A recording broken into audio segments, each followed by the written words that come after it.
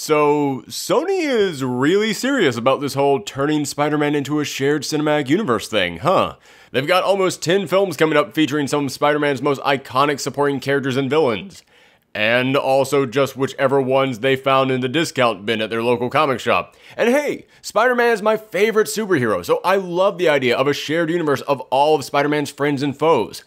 Only one problem. Because Sony and Disney finally reached a deal to share Spider-Man, Sony can now make movies about any Spider-Man character they want, except Spider-Man. So they now have almost 10 movies lined up featuring Spider-Man related characters, almost all of which aren't allowed to reference Spider-Man. Not a great plan. Yeah, there's some problems with their plans, but we already did a whole video breaking down the pros and cons, the many cons with Sony's current plans for Spider-Man movies. So if you want to see that, then click that card that's popping up right now, because this show isn't about that. This show is Pitching In, the show where we ask, how would we adapt our favorite geeky properties into movies and TV shows? And in honor of Sony this month deciding to just put a kitchen sink in charge of their Spider-Man films, today's episode is all about how would we build a Spider-Man shared cinematic universe without actually making a movie about Spider-Man. Yeah, it's going to be a challenge. Okay, to start off, I'm not going to repeat all the problems I have with how Sony is handling their current Spider-Man situation. As I said, we already did a whole video just on that alone. But I will recap by saying they're taking lots of characters who are very much defined by their relationship with Spider-Man and putting them in a world where that relationship can't exist.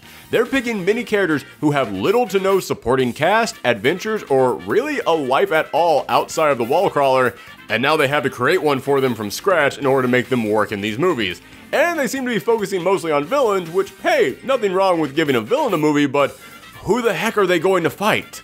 What does a villain do in a movie where they can't use the good guy who fights them? However, there are also some things I think they're getting right, namely the upcoming Into the SpiderVerse movie. Yes, I will admit, I think the idea of throwing your audience headfirst into a multiverse of Spider-Man is way too much for the average audience member to take all at once. I mean, you don't start with Spider-Ham. You build up to Spider-Ham. But aside from that, I love that it stars a hero like Miles, who has his own supporting cast and adventures that you can center the film around. So that way, you don't have to rely on Peter Parker. But just because you don't have to use Peter Parker doesn't mean that they won't. Parker is in this film to introduce Miles to the world of spider powers, and by Miles, I mean the audience. Yes, the average moviegoer doesn't follow all the ins and outs of these crazy movie studio wheelings and dealings, and they don't know all these characters from the comics. So if you're going to start up a Spider-Man shared universe while another Spider-Man exists in another shared cinematic universe, you might need someone in there to go, okay, let me break this down for you.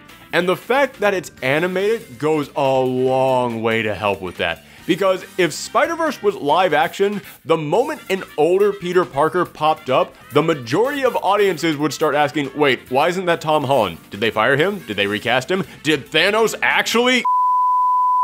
But even the most out-of-touch moviegoer can understand animated is different from live action. Cartoon Spider-Man is not live action Spider-Man. Got it. No further questions. Also, the fact that this movie is animated helps it to have its own tone, its own style, its own identity. And in a day and age where we're getting so many superhero movies and everyone is trying to get into the shared cinematic universe game, you need to do something that makes yours feel different. Making it animated absolutely accomplishes that. So you see, I'm not just wagging my finger at Sony, I actually think that one of these movies does look promising. It does look like they know what they're doing. So, for our pitch, we're going to take the positives and negatives that I'm seeing and try to craft something new from it. Which brings me to the first big question about today's pitch. Do we start fresh, or do we keep what we know Sony is already working on? Do we keep Venom, SpiderVerse, Black Cat, Silk, Silver Sable, Jackpot, Kraven, Nightwatch, and Morbius? I think all of you already know my answer to that. There's some interesting ideas in here, but as I said in our last video, there's a lot of rocky spots I'm seeing right from the get-go, so we're going to start fresh. I know that Venom comes out in a little over a month, and SpiderVerse comes out just a few months after that, but for our episode today, let's just pretend like none of these movies are happening. Let's say a bolt of lightning struck the Sony backlot and it destroyed all physical evidence of these films, and for some reason the people at Sony didn't back up any of their files digitally, so now they have to start completely from scratch. Or maybe all these trailers have been fake and Sony was hoping that Disney would buy them up before these movies actually had to come out.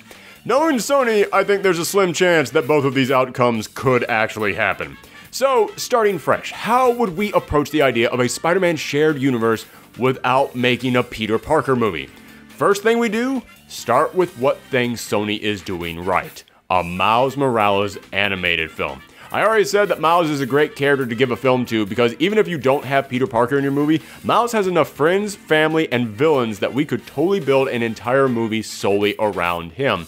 But we're also starting with Miles because we need someone to be the face of this universe of films. Because at the moment, Sony's movies seem random and all over the place, almost like they don't have a plan at all. But if you have a central character to guide you through this universe, it will make this expansion seem easier. And you might be saying, well, the Marvel Cinematic Universe didn't need to do that. Iron Man, Captain America, Thor, they didn't need anything to tie them all together. Well, first off, I'd argue that yes, they actually did. But secondly, you can't build your Spider-Man universe the same way that you built your Avengers universe, because the Avengers movies were all leading up to something. The Avengers. It was a universe of films based around a team, so they were individual films all coming together. But a Spider-Man universe of films is kind of the opposite. There are many films that spin out of one character. That's why you need a central figure and a central theme for this Spider-Man universe, because these films won't assemble together, they'll branch out. Like a web. Get it?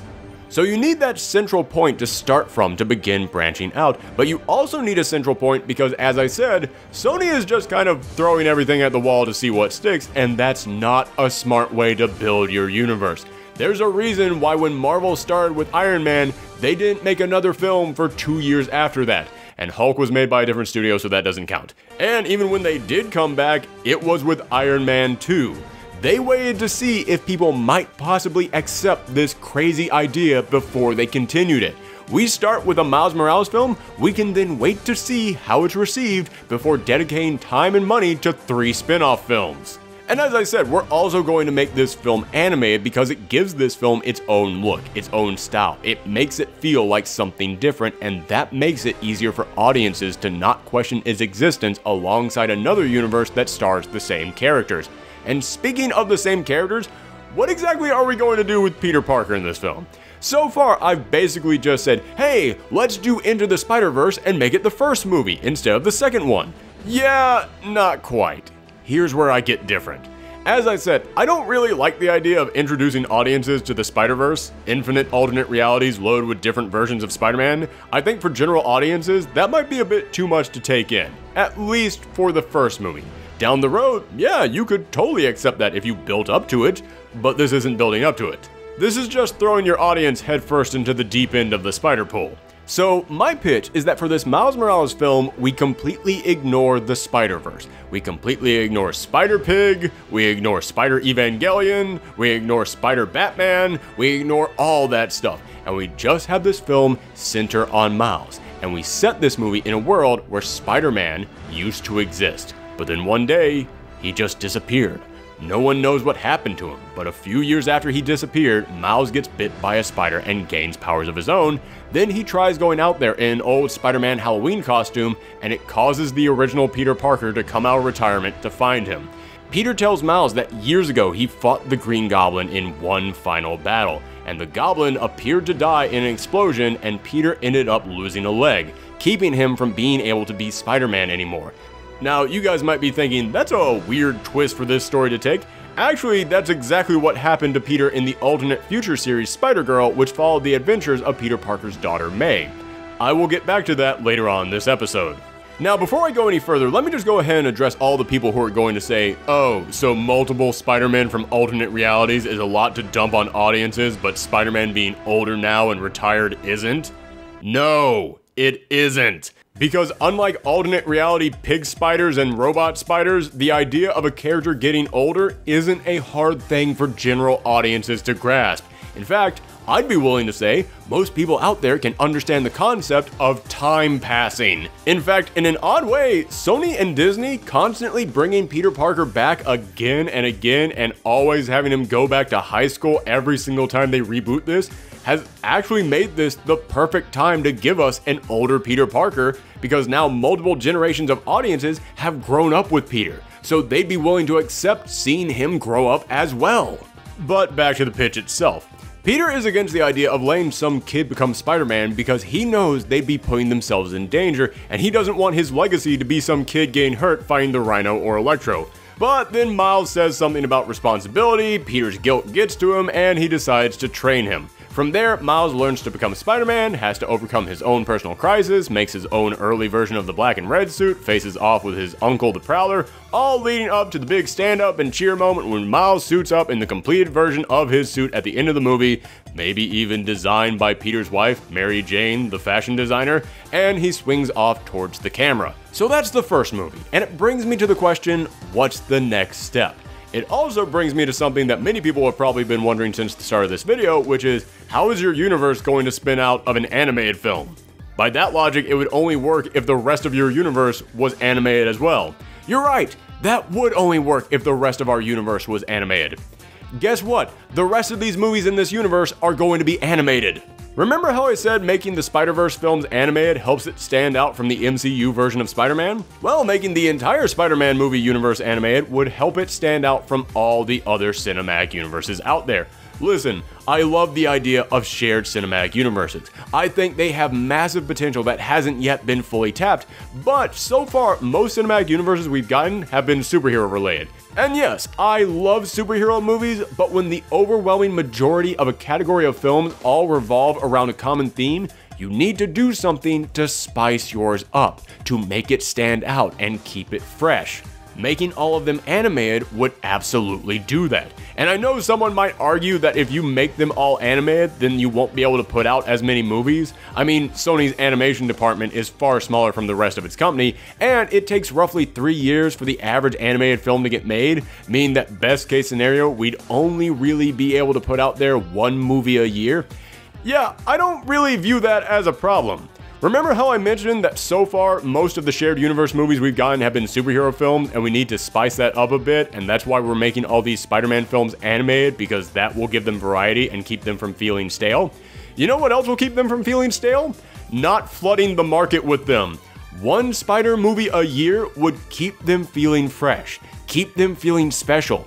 Don't get me wrong, I love all the MCU movies, and the DC Cinematic Universe is finally starting to show some promise, but I still understand that the more of these films you start throwing out there, the more general audiences are likely to stop caring, and the less special each of them feel. So a 1 movie a year schedule will make these movies have more of an identity, it won't overload audiences, and it will also make it easier to course correct if something goes wrong. You don't want to have a movie that everyone hates, and now you've got 7 other movies coming out in the next 2 years that are all heavily influenced by that first film. No, you want to do 1 movie a year. That way, if you screw up in your first film, the second film, yeah, it's probably too late for that one and it's going to suffer as well, but by the time that you get to the third film, then you can have time to correct many of these mistakes. So if Miles comes out in 1 year, then what comes out the next year? Nothing. As I said, I know you want to hit the ground running with these cinematic universes, but when you start it up, you need to step back and see the reaction to the first attempt and think about what you need to adjust. So I say, have the next film in the Spider-Man universe come out 2 years after the Miles film. As I said, most animated films by Sony take around 3 years to make, meaning that you could have a script, character designs, casting all set up for your next film, but you could still adjust any significant changes that need to be done in order to adjust to what you learned for that first film. So you have Miles the first year, nothing the second year, then the year after that, that's when we really start expanding this universe. So what's the next film that we're going to do? Is it Venom? No. In fact, I'm going to tell you right now that Venom is not getting his own movie. At least, not with us. Because do you know what my plan is for Venom? Let Disney handle it. They're the ones making Peter Parker movies, and you know something? Yes, you could totally make a Venom movie without Peter Parker. Venom has enough solo adventures, supporting characters, and villains of his own that you could actually make a movie about him without Spider-Man.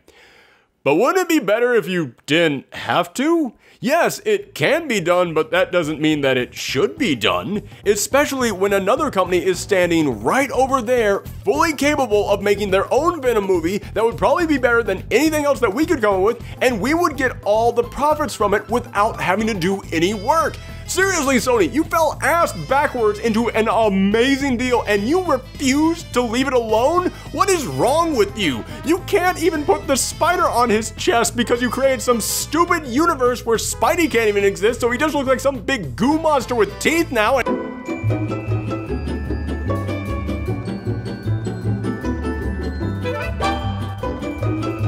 Now, don't worry, Venom fans, that's not to say that we can't use Venom later on down the road in these animated films. In fact, if you know the comics, then you know that the ultimate version of Venom actually ran into Miles Morales and had a rather big impact on his life, so we could totally do that storyline in Miles' sequel. Remember that we're in a world where Peter Parker was already Spider-Man, so we could still have all of his villains in there, but years down the road, and we could say that they went through some massive changes in that time. So, when it comes to Venom, you could have him pop up in the sequel to Miles' film as the big savage beast that he was in the Ultimate comics, and we could just say that after years of being bonded to the symbiote, Eddie was lost inside of it now, and all that was left now was this huge lumbering beast.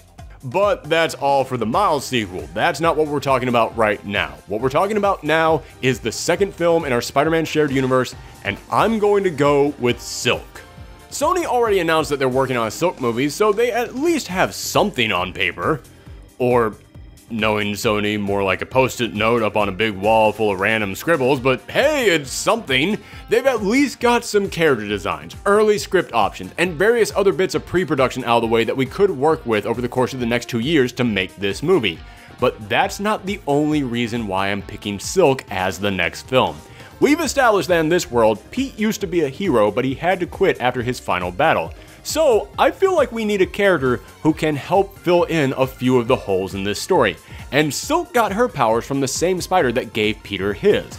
But, unlike Peter, who got to go out there and be a big-time superhero, she was immediately separated from the outside world and her family and placed in a bunker by a wise old spider guru named Ezekiel because he knew that Silk was tied to the spider tomes that gave all spider people their powers. But unlike Peter and Ezekiel himself, she had a special connection to them, and if she died, it would kill all the other spider people. I'll admit this might be too much to unload on movie audiences all at once. I mean, the idea of spider tomes being the source of Spider-Man's powers is kind of a crazy thing to dedicate an entire movie to. However, we could set up a few of these elements in the Miles film to make it easier for audiences to accept it in the Silk film. For example, we could have Peter saying that he needs to train Miles before Ezekiel reaches him, just as some vague warning to the audience of, hey, look out for this Ezekiel guy. And when Miles asks, okay, well, some of these things don't make sense, like what is our spider sense? Peter could tell him about the theory that he heard from some people about the spider tomes, that they are actually connected to something spiritual rather than science. You know, just little bits of the movie here and there, so that way audiences will be ready to accept it in the Silk film. So let's say that we make this film about Silk not being able to handle being locked up in her bunker anymore, and she decides to finally break out. She tries to hunt down her family, which was the main quest that she was on in her own series, but as she looks for them, she starts to learn how much the world has changed over the past decade, including learning all about Spider-Man. Someone who Ezekiel had told her about, but she didn't quite understand really who or what he was until she actually started to see old videos of his feats or reading stories about his adventures. She starts to wonder about what would have happened if things had been different. What would have happened if she had been the one going out there on adventures while Peter had to be the one locked in the bunker? What would have happened if she actually got to live her life as a superhero? From here, the movie is going to be one part quest to find her family, one part fish out of water comedy, and one part superhero film as she actually starts to wonder what she could do to help others with her powers, how she could use these powers for good. She always viewed them as a curse, but looking at all this old footage of Spider-Man makes her realize maybe she could do more with this. The big finale of the movie is all going to come down to a fight between Silk and Ezekiel himself as he's trying to put her back in her bunker. Yes, I know that in the comics Ezekiel was a hero, but the movie-going audiences are going to be exposed to Ezekiel for the first time as a guy who took a teenage girl away from her family, locked her in a bunker for a decade, and cut her off from the outside world. Yeah, it's going to be hard to get audiences to root for that guy. So for this cinematic universe, I say we have Ezekiel be more of a mysterious anti-hero who does some rather wrong things, but they're for the quote-unquote greater good. In other words, we're going to turn him into this mysterious figure that keeps popping up again and again over the course of the next few years, trying to prepare other heroes for this big threat that's coming down the road. Imagine if there was a character in the Marvel films who kept popping up from time to time just to say, Thanos is coming, it's kind of a big deal, you guys should be worried about this. But speaking of other spider people, where does Peter fit into all of this? Yes, we're not going to use him too much in these films as he's not the star, but Pete does still play a role in Silk's story. Even if she has her own family, her own friends, her own enemies, and most importantly, her own quest, if Peter still exists in this world and he's still tied to her origin, yeah, he kind of has to show up somewhere. So what do we do with him? Well, remember how I compared Ezekiel to being like a walking, talking build-up to Thanos in the Marvel films? Well, Peter Parker is kind of going to be our Nick Fury in these movies. Don't get me wrong, he's not going to be mysterious and hiding in shadows and acting like King Badass of Spy Mountain. No, he'll still be the Peter Parker that we all know and love, but after his encounter with Miles, he'll have realized that, yeah, I can't sit this out anymore. I might not be able to be Spider-Man anymore because of legal issues, because of my leg, but I still have a responsibility to guide these new heroes. So he'll end the film by popping up and saying, hey, so Ezekiel told me about you. I think we may have a lot to discuss. So now we've got 2 Spider films under our belt. Next year, we're bringing in the sequel to the Miles Morales film, because I'm going to go ahead and assume it's going to be a big enough hit to deserve one. I mean, heck, if it's not big enough to get a sequel, then no way is it big enough to kick off a cinematic universe, so if it can't get a sequel, then none of the rest of these movies really matter. And I already hinted at it, but in the sequel we are going to bring in Venom, who after years of being bonded to the symbiote will have turned into the big hulking monster that he was in the Ultimate Universe, and he's going to be driven by one desire, to find and kill Spider-Man. Even if it's this new kid who he's never met before. From here, you can get more bonding between Pete and Miles as Pete tells him to stay away from Venom, leave him to the other heroes. Miles is a bit upset that Peter doesn't believe in him, but he has experience with this, so he decides to listen to him. Until the mysterious Ezekiel shows up and tells Miles that he knows all about him and Peter, and he knows that Miles can beat Venom. In fact, if Miles doesn't beat Venom, then nobody can. He's the only one that can stop him. And after putting this thought in Miles' head, he convinces him to go up against the killer symbiote, only to quickly learn that he is no match for Venom. Maybe he even loses someone close to him like he did in the comics. This could lead to a really touching moment between Peter and Miles as Peter tells Miles about all the people he lost being Spider-Man. That sometimes being Spider-Man can feel like a curse, and the whole reason they didn't want Miles to be a hero in the first place is because he wanted to protect him from this side of it. But now he knows that instead, he should have done a better job preparing Miles for this.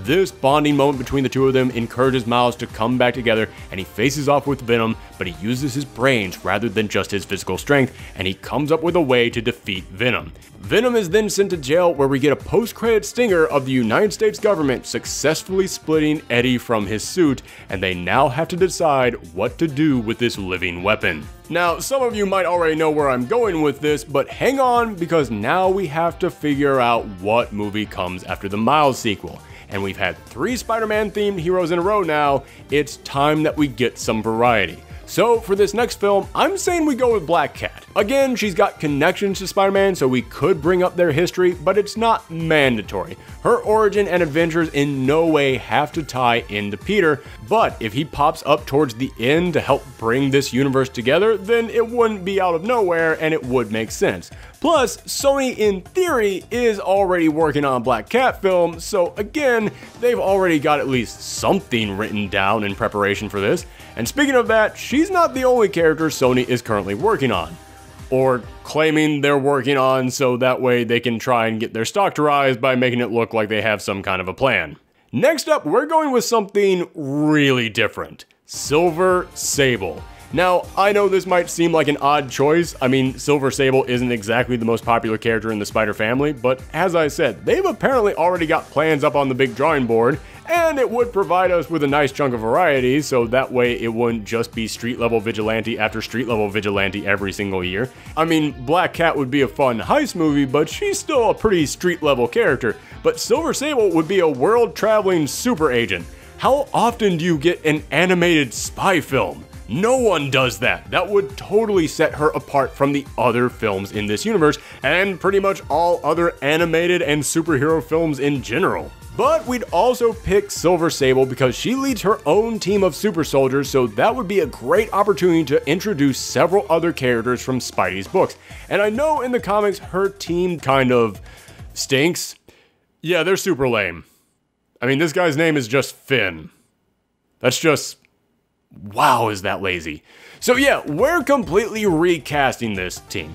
I'd keep Sandman around because he's got close connections to Spider-Man, and that would help us link this shared universe together, and also audiences would recognize him from that first Spider-Man trilogy, so at least they would have some kind of a connection to the character. But I'd also put Morbius in there as the team's scientist. Sony claims they're working on a Morbius movie, and yeah, I just don't see that working. I mean, isn't the vampire craze kinda dead? No pun intended. But putting him on here as a team member who would work largely in the labs as their big brain, that could actually provide a lot of interesting interactions between him and the other members of this team, and you could use whatever scrapped ideas you had for the Morbius film in this movie. I'd also throw Puma in there, which seemed like an odd pick, but I promise I've got a reason for him, which I'll come back to later on in this video. And for the fourth member, I say we just pick up Black Cat from her own movie and drop her in here. I know it seems kind of crazy to put her in a movie the year after her solo film because we have no idea if audiences will even like her or not, but if they do like her, then yay, they get more Black Cat, and that will help to promote the Silver Sable film. And if they don't like her, well, she's only a small portion of this cast, and that means that we would have plenty of time to pretty much completely rewrite her character for the movie in order to address any problems that people had with her solo film. But I have one last member of the team, Flash Thompson. That's right, the bully who beat up Peter Parker in high school later became a friend to Peter and decided to join the army after being inspired by Spider-Man. For this film, we'd have him basically have the same backstory where he started off as a bully, decided to turn his life around, and decided to join the armed forces, but after serving his country for many years in the army, he gets recruited by Silver Sable and her special secret agency. It won't go well for him because he's going to end up getting injured at the end of the movie as he heroically sacrifices himself to save the team, causing him to lose both of his legs. I know, depressing for him, but... well, remember the post-credits scene from 2 years ago when the US government got their hands on the Venom symbiote? Yeah, guess what happened to Flash Thompson after he lost his legs in the comics? And that's our next film. That's right, we're doing Agent Venom. Now, you might be asking, hey, didn't you say let Disney handle Venom? Yes, but this isn't Venom. It's Agent Venom. Let Disney handle the live-action Eddie Brock movie, let Sony handle the animated Flash Thompson movie. Look at it like this. The thing that makes our Spider-Man universe different from Disney's isn't just that it's animated, it's that we can't use Peter as Spider-Man, so we have to set it years after he retired. Meaning that while Disney can use the classic original interpretations of these characters, we can use all the next generations of these characters. We can use all the legacy characters, the characters who were inspired by the previous generation of characters having been around for years. So we'll use the version of Venom that Flash Thompson became when he received the symbiote and became an agent for the United States government, all the while having to constantly fight for control against this symbiotic monster that was trying to take him over. Now, you might be thinking, doesn't an animated Venom film sound a little, I don't know, intense? I mean, animated films are for kids, right? And Venom is really brutal stuff. That's actually another thing that I have to applaud Sony for with what I've been seeing from their SpiderVerse film. It looks like even though it's an animated film, they're still aiming it at a PG-13 audience, just like, you know, regular superhero movies. Or at least that's what it looks like to me. Again, I could be completely wrong about the execution of this film, But this lets me know that Sony wouldn't be afraid to do some more frightening and intense sequences with an animated Agent Venom movie, but at the same time, because it's animated, I think most audiences out there would understand if it had to be PG-13 and not R, unlike the upcoming live-action Venom film, which is being met with a lot of eye rolls and sighs because it's reportedly going to be PG-13. I think that with an animated film, people would understand, oh, well, yeah, of course you can't make that R. I understand if it's PG-13. And speaking of the upcoming SpiderVerse film and what I'm enjoying about it being animated, can we just stop and applaud Sony for how gorgeous this looks? I love the style of these trailers. I love this slight cell shading look and the spots on the colors and the text bars actually being in the scenes. I love how all of this actually comes together to make it feel like a living, breathing comic book. And that raises an important question. What is going to be the style of our animated Spider-Man universe? Are we going to keep the style of the SpiderVerse film? Absolutely, I think that looks amazing for Miles. And what I mean by that is that I think this experimentation with the art style is going to pay off tremendously for Sony. I think even if the movie comes out poor, that this art style and originality behind it will get Sony at least a decent chunk of applause from critics and audiences. So that's why I say keep that art style for Miles, but encourage experimentation in every one of these other movies. Have the Silk movie have its own style, then have the Black Cat movie be completely different from that. Heck, go completely crazy with it and get the French animation company that did A Cat in Paris to come on board and handle it. For Silver Sable, go full G.I. Joe. Make it feel like Saturday morning cartoon, the movie, but not just big bright colors and action. Lean into the craziness of that concept, almost like a parody of G.I. Joe and other 80s cartoons. Heck, give them a giant robot on the team that turns into a car and don't even blink an eye at. Just go for broke. And for Agent Venom, I say you go full on Akira. Okay, not full on Akira, that would totally get you an R rating, but go as close to Akira as you can get. Secret government agencies, tortured loner on the run, strange mutations and unable to control their own bodies. Take all the animators on this movie, sit them down in front of a projector and just show them Akira and say this, but black, long tongue, and big teeth. Okay, we've got Miles, we've got Silk, we've got Black Cat, Silver Sable and her whole crew, and we've got Agent Venom. Time to bring them all together.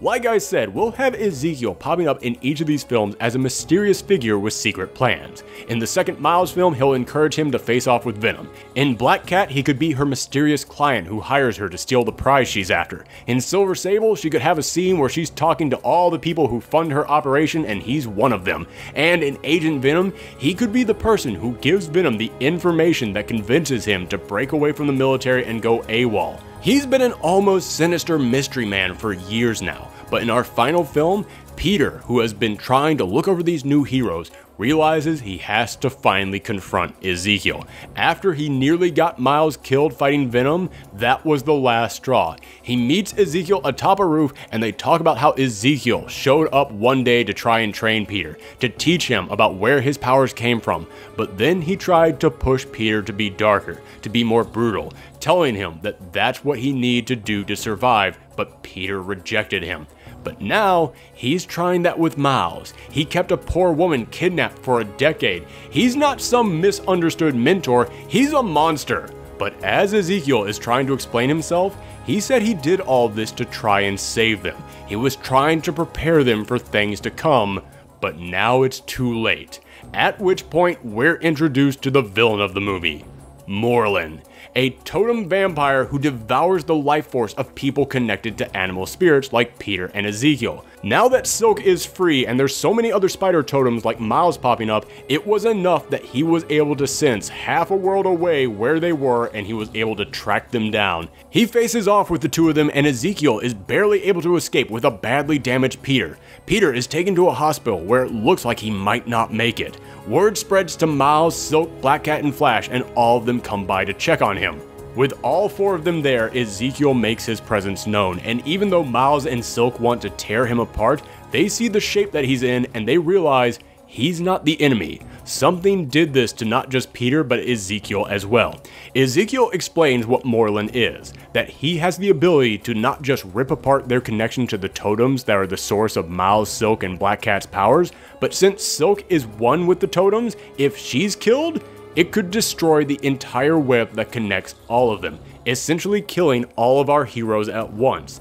That's why he tried to keep Silk hidden from the world. That's why he pushed Miles to fight stronger and hired Felicia to go after bigger targets, to try and train them. And yes, I know that Black Cat doesn't have totem powers in the comics, but she has had bad luck magical powers, and we could say that those are connected to a cat totem, and that would make for a stronger case for her to be in this film and tied to the other Spider characters, so for now, let's just go with it. He'd also reveal that he convinced Miles to fight Venom for the same reason he convinced Flash to break away from the army, because Peter was the only person who could possibly defeat Morlun, but not by himself, especially not after losing his leg. But the Venom symbiote would give him extra strength, it would protect him from Morlun's powers, and it would also fully heal his leg just like it's doing for Flash. This collection of 4 very different characters would have to come together to figure out a plan, decide whether or not they truly trust Ezekiel, and learn how to work together, which would be their greatest challenge since Black Cat was Ezekiel's #1 employee and Ezekiel kidnapped Silk for a decade, so she doesn't trust her,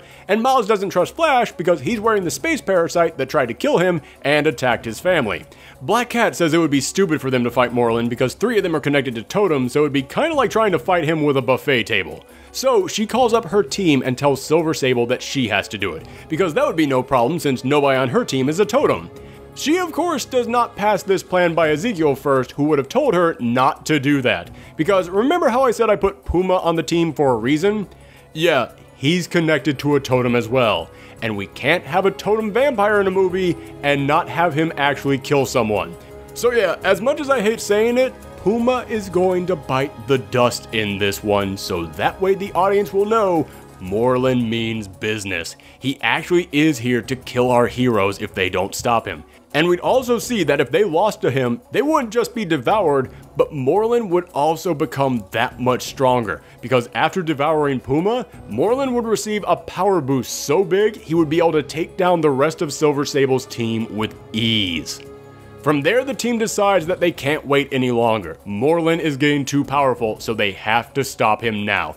They all charge into battle and immediately get their asses kicked. But then Ezekiel comes in to save Silk. He dies in the process, he says some final words about how he's sorry for everything that he did to them, and he wanted to try and prevent all of this, but now he sees that nothing could truly stop Morlun. The all is lost moment! The heroes are at a loss, and they have to decide what to do next. Silk wonders if she should go back into her bunker and hide from the outside world and quit looking for her family. Black Cat considers just running away from this fight since she never really was a hero to begin with, and Venom thinks that Ezekiel might have been right and that he should give his symbiote to Peter in the hopes that would wake him up and get him back into the fight. But Miles remembers a speech that Peter gave him about power and responsibility, and as he gives that same speech to the rest of his team, they all realize that they can't run away from this, they have to face it one last time, and they all enter into one final battle with Morlun, finally winning in the end. The movie ends with Peter waking up, realizing that the future is in good hands, and he decides it's time to fully go off into that sunset with his wife and their new daughter. Remember, I told you I would come back to that. And they decide to leave the superheroing to this new team. There, we have a start, we have a build-up, we have an end, we have a variety of tones, art styles, and characters, and we've got everything mapped out for the next 8 years. Again, I know this might not sound like the Spider-Man cinematic universe we'd all want, but remember, it's a Spider-Man cinematic universe where we legally can't have Peter Parker be the protagonist of any of these movies, and we have to make it different enough that it doesn't confuse people with the other cinematic universe out there currently starring Spider-Man. With these insane guidelines in place, honestly, I think I did okay. And from here, we could continue the adventures of these characters for several years down the line. We could even introduce Spider-Girl, the retired Spider-Man's daughter, into the mix. But in all honesty, that would come about a decade down the road at the least, and at that point, if Disney hasn't already bought Sony and just made all their characters theirs again, then I'll be shocked. But again, that's just what my pitch would be. Sony has their own vision, and in a few months we'll finally see how this big grand experiment of theirs plays out. Could it surpass all expectations and blow our minds? Or will it just flop onto the screen and roll out of the theaters? Like a turd in the wind. The people at Sony know that's not an actual expression, right? Like, literally no one has ever said that ever. Is it a regional dialect? Or, you know what? Never mind. That was my pitch. Let me know yours down below and come back next month for another episode of Pitching In. Or join us each week for movie reviews on the weekends and comic book talk on Wednesdays. And if you like this video, then share it around the web. It's the best way to help this channel grow. Thanks for tuning in, everyone. Come back next time.